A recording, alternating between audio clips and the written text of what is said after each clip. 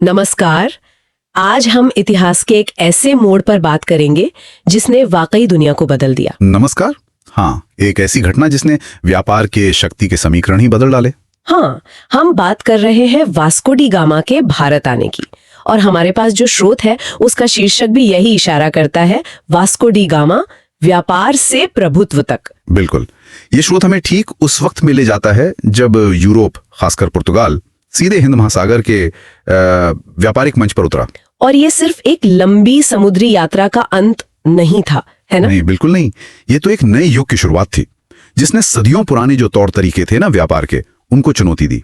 तो आज हमारी इस गहरी पड़ताल का मकसद यही है, समझना कि वास्को डी गामा के आने का असर क्या हुआ भारतीय उपमहाद्वीप पर, हिंद महासागर के व्यापार पर। हाँ, और इसके तात्कालिक असर क्या थे और फिर आगे चलकर क्या परिणाम निकले। और सबसे दिलचस्प ये कि कैसे एक शायद शुरू में व्यापारिक लगने वाली यात्रा धीरे धीरे कब्जे की, मतलब प्रभुत्व की कहानी बन गई। ये वाकई बहुत अहम नुकता है। कैसे व्यापारिक रुचि धीरे धीरे राजनीतिक महत्वाकांक्षा में बदल जाती है, ये समझना उस पूरे दौर को समझने के लिए बहुत जरूरी है। चलिए तो फिर सीधे चलते हैं उस मंजर में। सोचिए, मई 1498। हाँ, भारत का मालाबार तट, कालीकट, और वहां 3 यूरोपीय जहाज आकर रुकते हैं।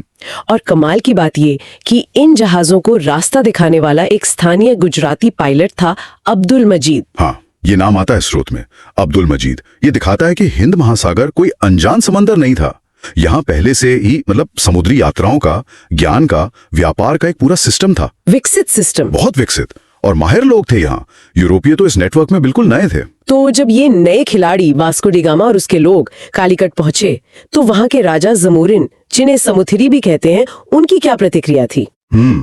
स्रोत कहता है उन्होंने स्वागत किया।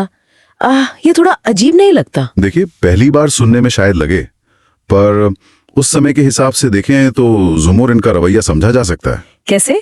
जुमोरिन एक हिंदू राजा थे और उनका राज्य कालीकट उस वक्त हिंद महासागर का एक बहुत बड़ा व्यापारिक केंद्र था, एक एंट्रोपो जिसे कहें। अच्छा। राज्य की पूरी कमाई, पूरी समृद्धि इसी व्यापार पर टिकी थी। तो जैसा स्रोत बताता है, जुमोरिन को शायद पुर्तगालियों के असली इरादों का पता ही नहीं था। मतलब उन्होंने सोचा कि ये भी व्यापारी हैं, व्यापार करेंगे, राज्य का फायदा होगा। हाँ, बिल्कुल। उनके लिए ये एक और व्यापारिक मौका था, बिजनेस एज यूजुअल, जैसा आपने कहा। लेकिन क्या बंदरगाह पर मौजूद हर कोई इतना ही बेफिक्र था?